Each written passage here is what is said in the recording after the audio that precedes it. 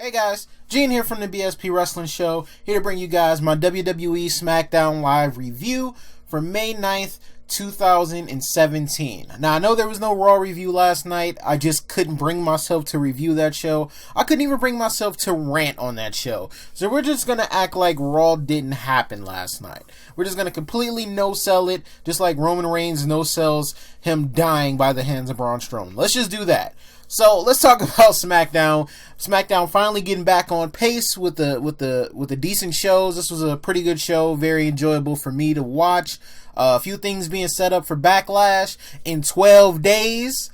The freaking Usos, man. 12 days until Backlash. We have one more SmackDown Live to go until Backlash is upon us, which I'm sure will be a great show. And like I said, we were getting some things set up. And let's get into the review. So we started off with Randy Orton. He returned to SmackDown Live, coming off of his House of Horrors match with Bray Wyatt, which we're not going to discuss. He says he lost at Payback not because of Bray Wyatt, but because Jinder Mahal stuck his nose where it didn't belong. And then Jinder comes out, the Maharaja, as he's calling himself. I don't know what that means, but it's a pretty cool nickname. He says he didn't take or steal anything. He took what he's going to win at Backlash. He's already taken his promotional pictures holding the WWE Championship, and he shows Randy those pictures of him, with the belt around his waist, him holding it with a suit on, with his ring gear, everything. He says he'll take the championship back to his people and wear it proudly in the Taj Mahal in India. They will erect a statue in his honor to pay respect, and the people will no longer disrespect his homeland or him. At Backlash, the age of the Maharaja will begin.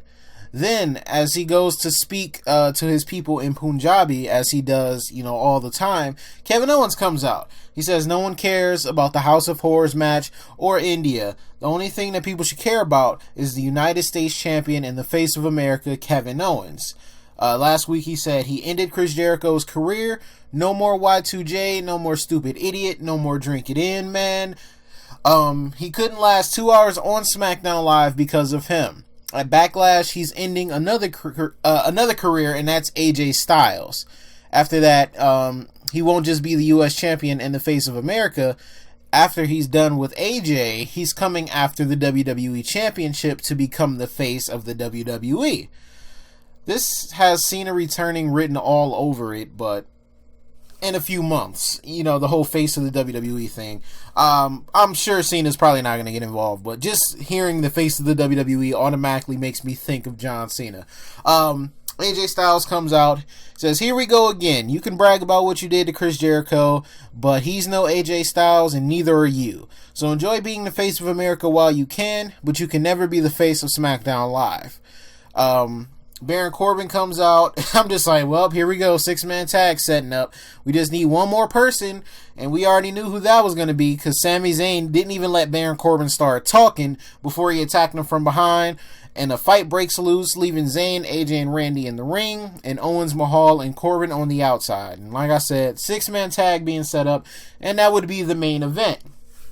So yeah, I kind of like what they did here. It just became apparent that they were going to make it a tag team match, but pretty much Jinder Mahal is trying to make Randy Orton realize that he's an actual threat towards him and his title. So that's cool. I like how they're slow building them, even though they only have 12 days. That's going to be the whole theme for tonight's review, is 12 days. So after this, we get Becky Lynch versus Natalya. Carmella freaking putting over Natalya before she made her entrance to this match, and that just rubbed me the wrong way, because I'm like, didn't you guys have a rivalry like a few months ago, and Natalya called you a snitch and was the whole reason why her rivalry with Nikki Bella happened, and now you're such good friends on this welcoming committee that has Tamina, who just returned to SmackDown Live after being gone from the WWE for 2 years, but she's part of the welcoming committee when they're just now welcoming her back. Okay, yeah, that doesn't make any sense. So yeah, Natalya comes out, and then, since they were all, ringside for the match, Naomi came out to be at the side of Becky Lynch since she helped her out last week. And then Naomi was like, we're about to get bloody lit. And I was just like, please, never say the word bloody ever again. She tried to do it with the accent. It just didn't work. I cringed hard as hell. Please don't say bloody ever again. Please don't do it. And then Becky Lynch came out. So Naomi was in her corner.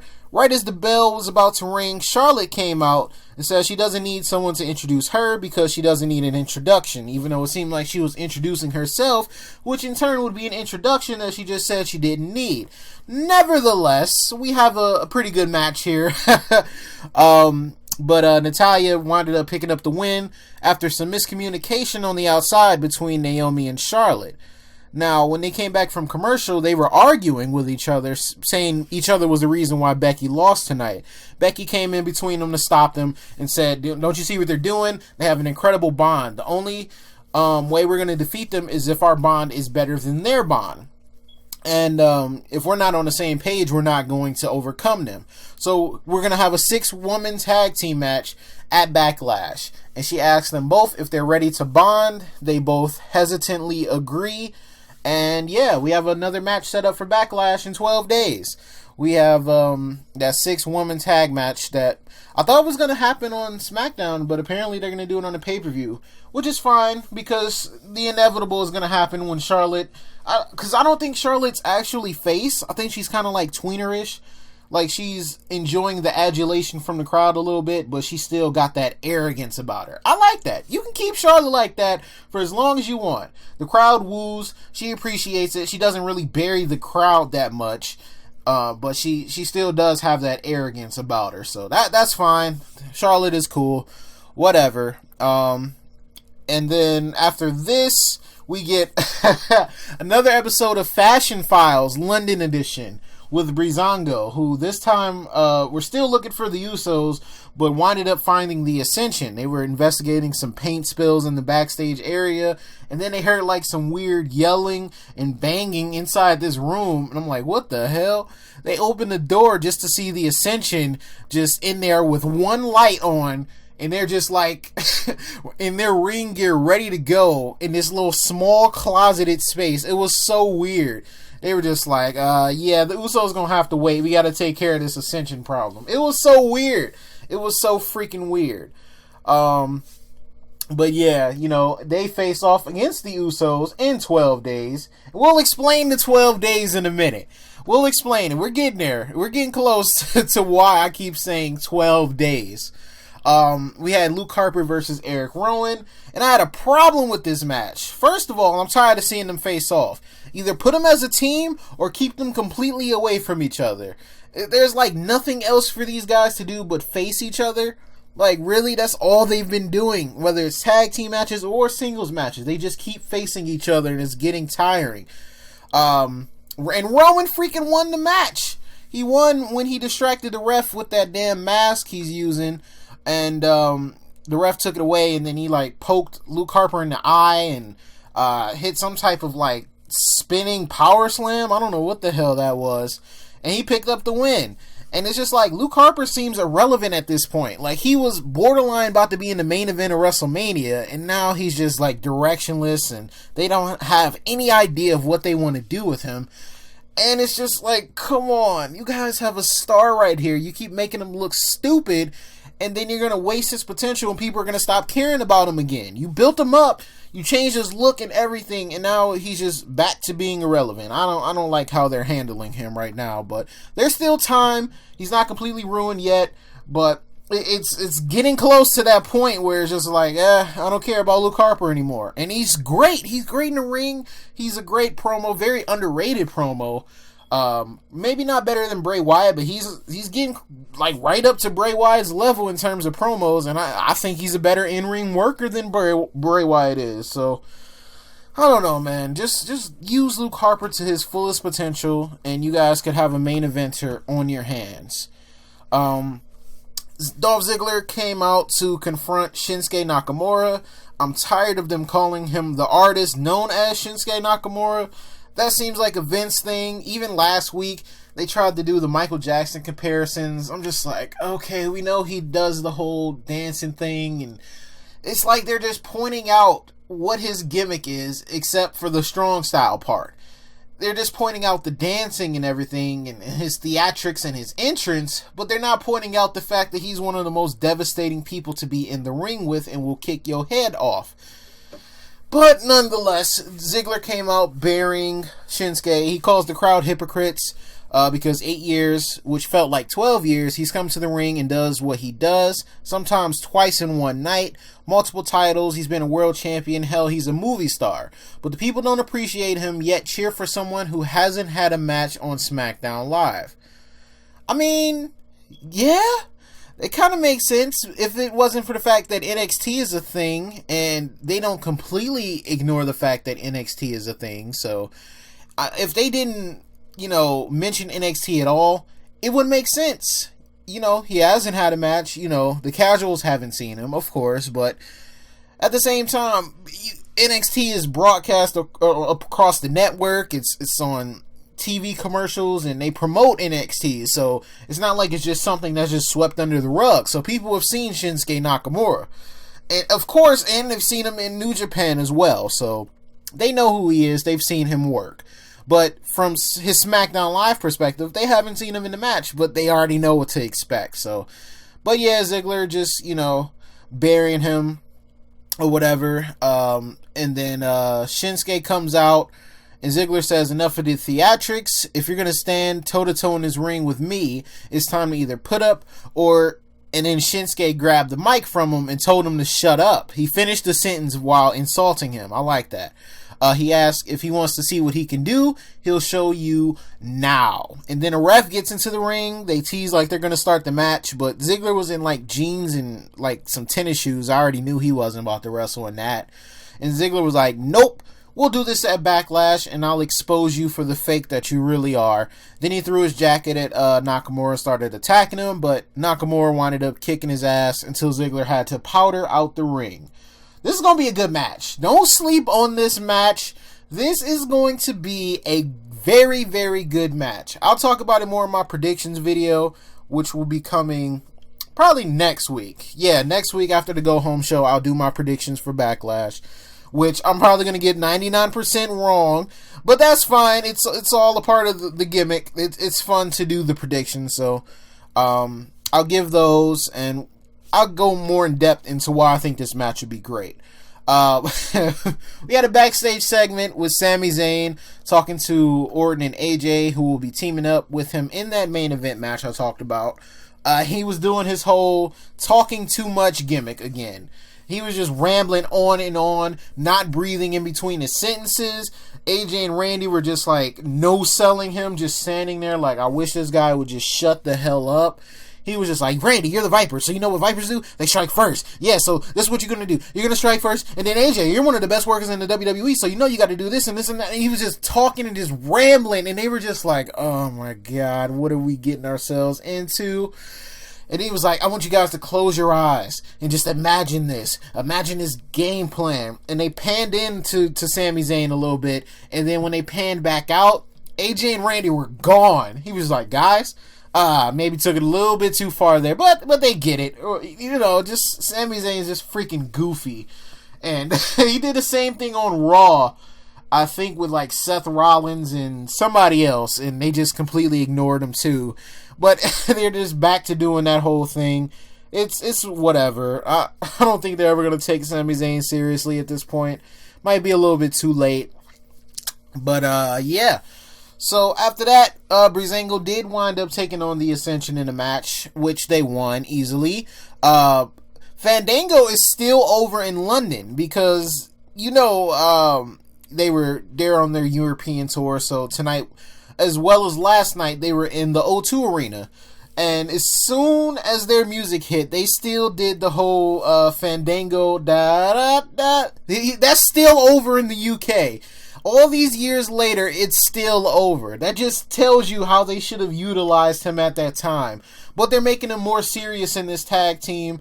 They picked up the win here.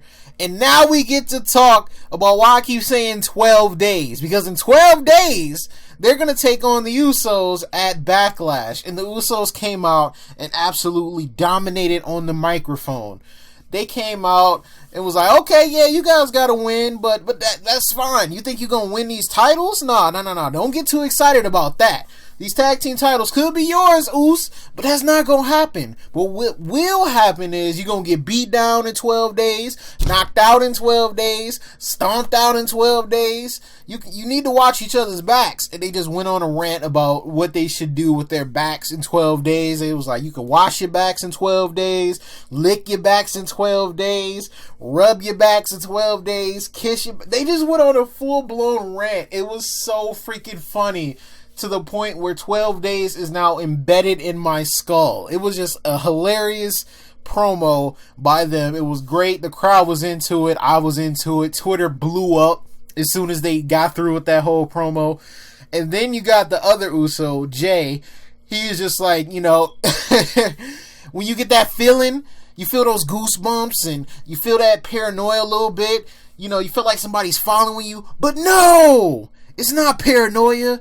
It's the Usos. I just love that. That freaking catchphrase, or that whole phrase they do, is just freaking hilarious. I love it. And it's true. Because they got people thinking, you know, they had American Alpha like the same way, thinking, oh, somebody's, you know, going to come up from behind us, because they like to attack people.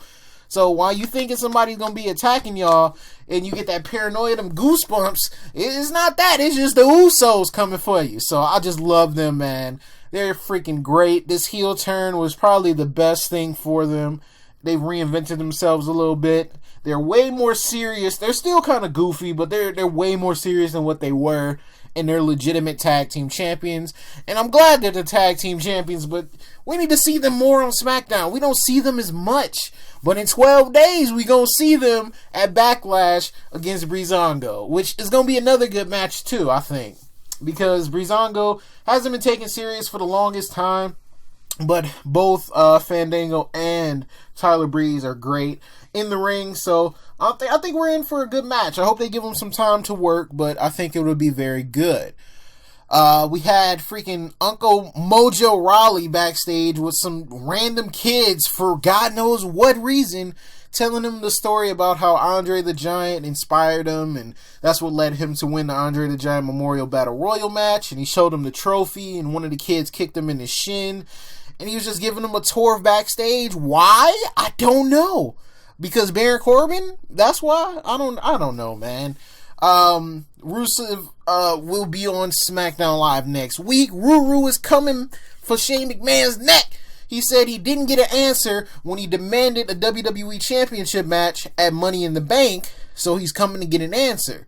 Y'all gonna put some respect on Ruru's name and give my man a championship match. My man's want a championship match, and he gonna get it, or somebody gonna get their wig split. That's what I'm talking about. So Ruru gonna be on SmackDown next week to confront Shane McMahon, who wasn't on SmackDown Live tonight, now that I think about it. And I know Daniel Bryan is, and him and Brie Bella are, they're expecting a child, so hopefully everything is going good with them. I heard Brie is a little bit late in the pregnancy, but that's hopefully not too bad of a thing. Hopefully everything goes right. And I'm sure they'll have a beautiful, healthy child. I'm sure of that. But yeah, but Shane, I don't know what reason he wasn't there. That was kind of strange, him not being there. But whatever. After that, we got the main event, 6-man tag match. Jinder Mahal, Kevin Owens, and Baron Corbin versus AJ Styles, Sami Zayn, and the WWE Champion Randy Orton. So this was a pretty good match. Pretty entertaining for a main event. You can pretty much expect from a 6-man tag that one team's going to have the advantage, the other team's going to have the advantage after that. They're going to go back and forth. Then in the end, everybody's going to hit their finishers and get their stuff in. And then somebody's going to come out on top. That's usually the formula for 6-man tags, and that's what happened. But I really like what they did here. What they did was, in the end, Randy Orton was hitting RKOs on people and suplexing people and all this other stuff. And then, I think he hit an RKO on, I want to say, Kevin Owens. And then Jinder Mahal, who was the legal man at the time, took his opportunity to get into the ring and hit him with that Cobra Clutch suplex that he does and pick up the win for his team. So he's pinned Randy Orton. This is legit. He pinned him 1, 2, 3 clean. and picked up the win for his team, which I think is good, because if we're trying to push Jinder Mahal as a threat for Randy Orton, why not give him a pinfall win in a tag team match? So that, hey, if he can beat him in a tag team match, he can beat him for the title at Backlash. They're trying to push him as a legit threat, and I like that. They're not just making him a joke, so that's fine. That's completely fine with me. But yeah, that was SmackDown Live. Very entertaining show. Not really any dull moments. I think we only got like 4 matches, to be honest. I think it was only like 4 matches on the show. But, you know, the promo segments we got and everything else, it wasn't downing the show at all. The Breezango thing, that was pretty entertaining. The Usos, of course. Just everything. The only thing was weird was just Mojo with them kids. Kind of strange, WWE. Why was he just with them kids backstage with nobody else around? Now, I don't know. That was a little weird. That's all right. Well, I guess he's trustworthy or whatever. Who knows? But let me know what you guys thought. How do you guys feel about SmackDown Live? I think it was a better show than Raw. I'm sure a majority of you guys feel the same way too. But definitely let me know in the comments how you guys feel. Slap a like on the video if you guys enjoyed. Subscribe if you guys are new. Thank you guys for watching, and I will talk to you guys later on. Peace.